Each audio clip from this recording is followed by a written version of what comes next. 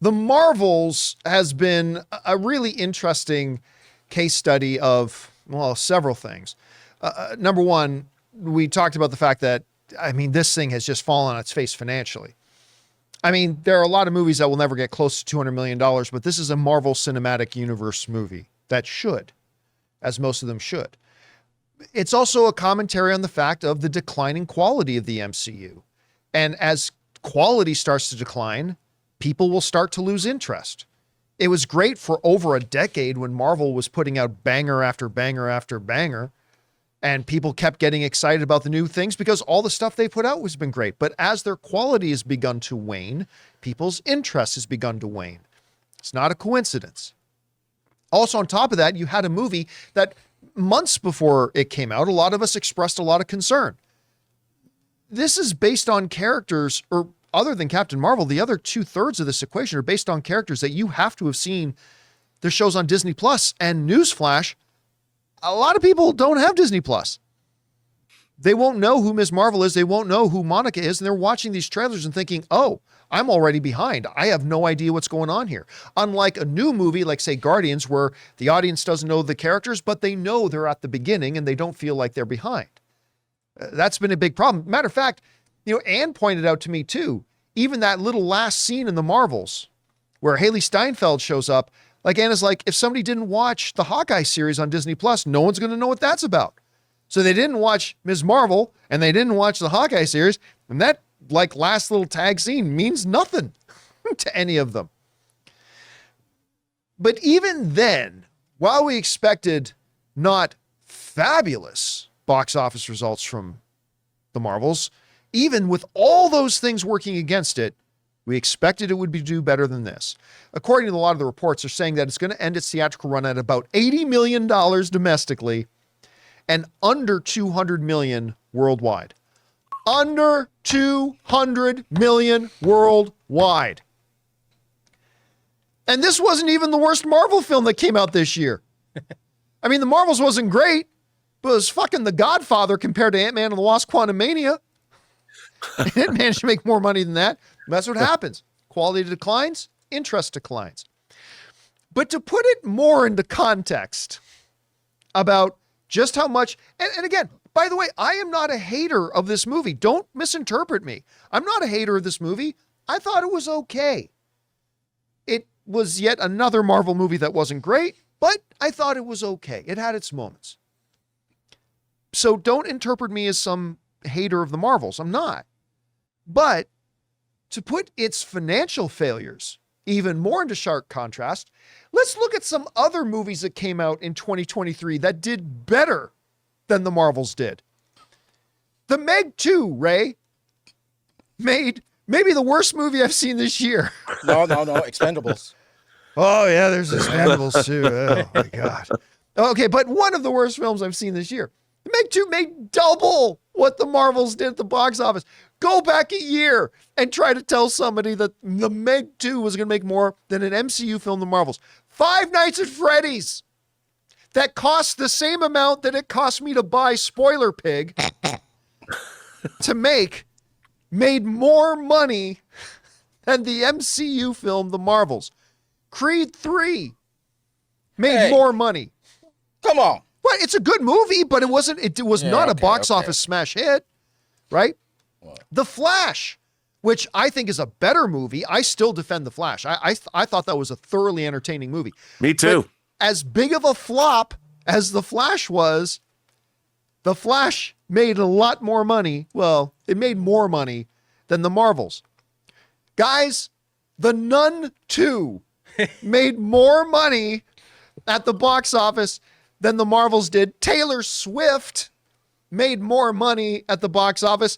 And as much as we talked about what a sad disappointment its box office return was, despite the fact that it is a fabulous movie, Dungeons and Dragons, absolutely fabulous movie. I love this film, but it totally flopped at the box office. Dungeons and Dragons made more money than the Marvels did at the box office. Woof. That's not good. But again, it should not be completely surprising. We have talked for months and a year or two that when the overall quality of your product starts to decline, people will get less excited about your next offering. Then you put out another thing that underwhelms, their excitement about your next project drops even more. And then you put out another thing and expectations and excitement drops even more. I think it's very comparable. I read this individual who wrote on Threads that says, I'm not really excited about this new Daisy Ridley Star Wars movie that they've announced. Not because I don't like Daisy Ridley. I do.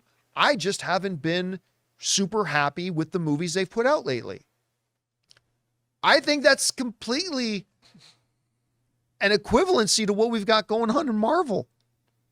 The more you put out mediocre stuff, the less excited, enthusiastic people get to watch the next thing you're going to offer. It's not there anymore. They've lost the magic. They can get it back. They can, but they haven't. And on top of that, the whole experiment of just taking a couple of characters that have had no exposure to anybody, only on Disney Plus, and suddenly dropping them in a major feature film that they're kind of the headlines on. Again, I've told this anecdotal story, but I think this is very representative.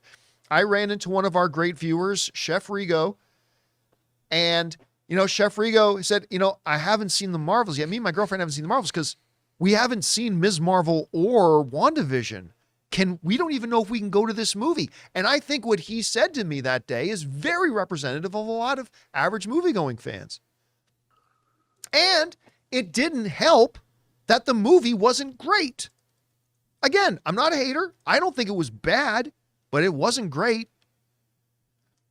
And so we want to take a moment and thank the sponsor of this video, MasterClass. Guys, as a small business owner, I am finding myself having to be in negotiations all the time, whether it's with new contractors, vendors, or even agencies that represent our company. Now, I don't like to go into these negotiations unarmed, so I found the perfect class on MasterClass, The Art of Negotiation by Chris Voss, a real-life former FBI lead hostage negotiator. Taking this class on MasterClass made me feel a lot more equipped and confident going into all these various negotiations I have to do on a regular basis. With MasterClass, you can learn from the best to become your best anytime, anywhere, and at your own pace. An annual membership starts at just $10 a month, and you get unlimited access to every instructor, thousands of online lessons, exclusive content, insight, and much more. There are over 180 classes to pick from, everything from filmmaking with Martin Scorsese all the way to cooking with the great Gordon Ramsay. In MasterClass, you will find practical lessons that you can apply to your life and work. This holiday season, give one annual membership and get one free at masterclass.com/Campea. Right now, you can get 2 memberships for the price of one at masterclass.com/Campea.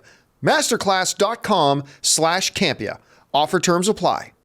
Rob, if you and I had this conversation 1 year ago that said, that Nun 2, yeah, it's going to outperform an MCU movie at the box office this year, I think even if we had the lowest expectations in the world, we would have thought that statement was crazy.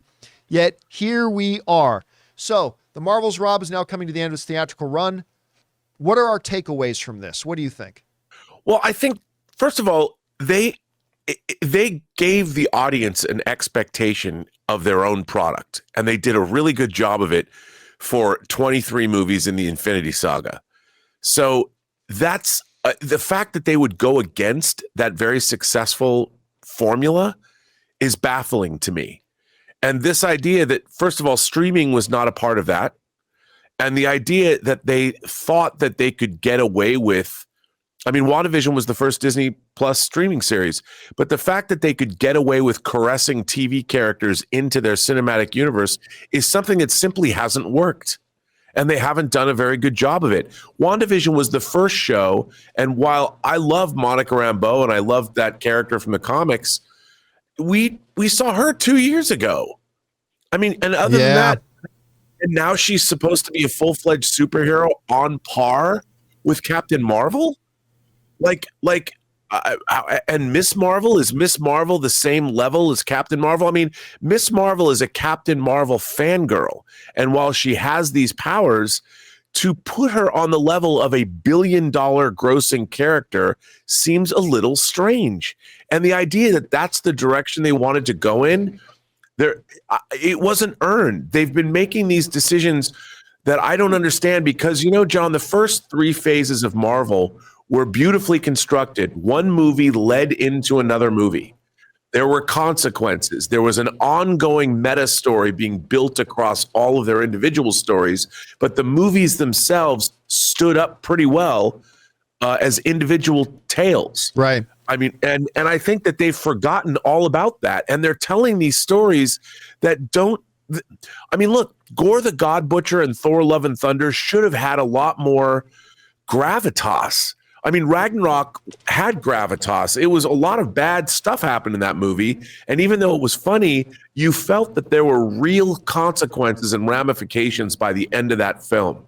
Yeah, and to your point, because just as a side, some people say, well, the reason Gore didn't work is you needed a 2 or 3 movie buildup with Gore. No, you didn't. Because like you're pointing out in Ragnarok, Hela, they just developed what she was, who she was, and the stakes that she posed in the film a lot better. It's not that they didn't treat Gore the God Butcher like Gore the God Butcher. They just didn't treat him as a great individual film villain like they have with other villains. Yeah. I mean, and that's this is what I find perplexing. The whole thing about watching all these movies. Look, we were there for Eternals. I like Eternals a lot more than everyone else. But I quite like it too. And they leave you with these giant ramifications. You have a celestial ready to judge the earth. Another one's coming out of the Indian Ocean. And we haven't heard anything about that again. Ridiculous. So ridiculous. I mean, how do you do something like that? How do you leave an audience going, well, what's going to happen? And they've never even addressed it. And people say, well, Rob, they talked about it in She-Hulk on a webpage. I mean, that's not what they were doing in the first 23 movies of the Infinity Saga. You know what? Here's the thought that came to my mind too, in thinking about like Ms. Marvel on Disney Plus, WandaVision on Disney Plus, and stuff like that. Take a show that I really didn't like, which was Agents of S.H.I.E.L.D., right? I didn't like Agents of S.H.I.E.L.D., even though I really like some of the individuals involved with it. But here's one thing they did right with Agents of S.H.I.E.L.D. If you watch the show, all the movies and all the things that happened in the movies would influence the show, and you felt kind of at home watching the show because the show felt like it was a part of the MCU, even though it really wasn't, but they made that show feel like a part of the MCU. However, never did they make watching Agents of S.H.I.E.L.D. at all important for watching a Marvel Cinematic Universe movie. There was no MCU movie that came out that went, well, you had to have watched Agents of S.H.I.E.L.D. to be able to fully get what's going on in this Marvel Cinematic Universe movie. No, that was never part of it. It's like you could watch the show and feel that it's in the MCU, but it never influenced the movie side of the MCU. Right. I think that should have been their approach with their Disney Plus shows with the Marvel. It's like, hey, yeah, if you know the events of what's going on in the movies, then there'll be an added richness to watching the shows. But you don't have to watch the shows in order to be able to go and appreciate the movies. And that's one of the things that I thought they did right with Agents of S.H.I.E.L.D. I totally agree with you. And I would say this. I mean, rightly or wrongly, a movie, especially a $1 billion grossing franchise film like Captain Marvel, has more gravitas, has more credibility than a TV show does. I don't think television and movies are necessarily interchangeable. And while we both love Miss Marvel a lot, and I really liked the character of Monica Rambeau, but neither one of those characters have earned their way onto the big screen. They're just not big screen characters. They're TV characters. And it's not like the X-Files movie that was 5 seasons in before they made the jump to TV. These are characters.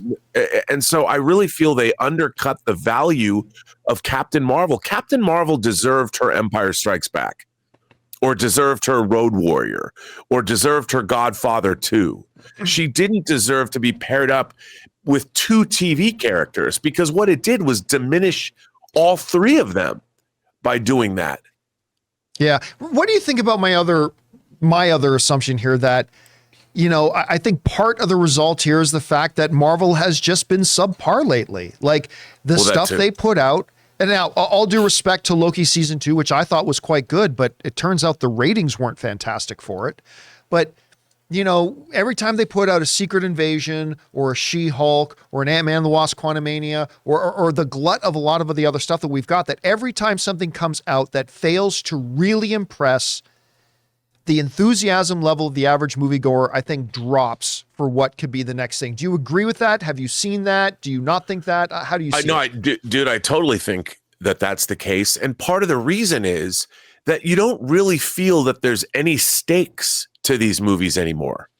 Like there's no consequences. And if there's no consequences, you know, we were waiting with bated breath to see what happens. Like at the end of Winter Soldier, Hail Hydra, Captain America is essentially a disenfranchised man. Everything that he stood for was proven to be a lie.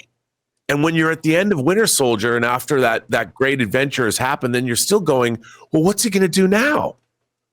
You know, and then when you lead into, say, Civil War, there's all these questions that you want answered about where Steve Rogers going to be at. How's he going to deal with Tony Stark? I mean, you're going into those movies with bated breath, wanting to see this tale that's going to unfold in front of you.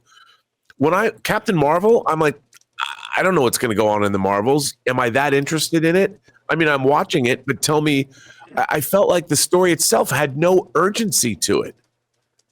I mean, it did eventually as you're watching it. There's a villain who's going to do bad things. But what does that have to do with anything that's come before? And what does that have to do? Could Captain Marvel, could they have, without her in that movie, they could have still told that story and maybe a team up between Monica Rambeau and Miss Marvel, they could have defeated that villain. Who knows? But what are the larger ramifications to both Captain Marvel and to the MCU because of that movie? Are there any? No. Except for Hank McCoy showing up? The answer to that question is no. And thus, the state that the MCU is in right now it really is still bothers recoverable. I think they can still recover, but I mean, they haven't done anything to recover yet. And maybe this break where they're only going to have one movie come out in 2024, which is one that everybody's excited about, Deadpool 3, maybe this will help them kind of recalibrate. Hey guys, thanks so much for watching this video. Make sure you like the video, leave a comment, and subscribe to our channel. And don't forget, we have a daily podcast called the John Campea Show podcast, available on Apple Podcasts, Spotify, or your favorite podcasting app of choice. Go and subscribe to it today so it'll be there when you need it.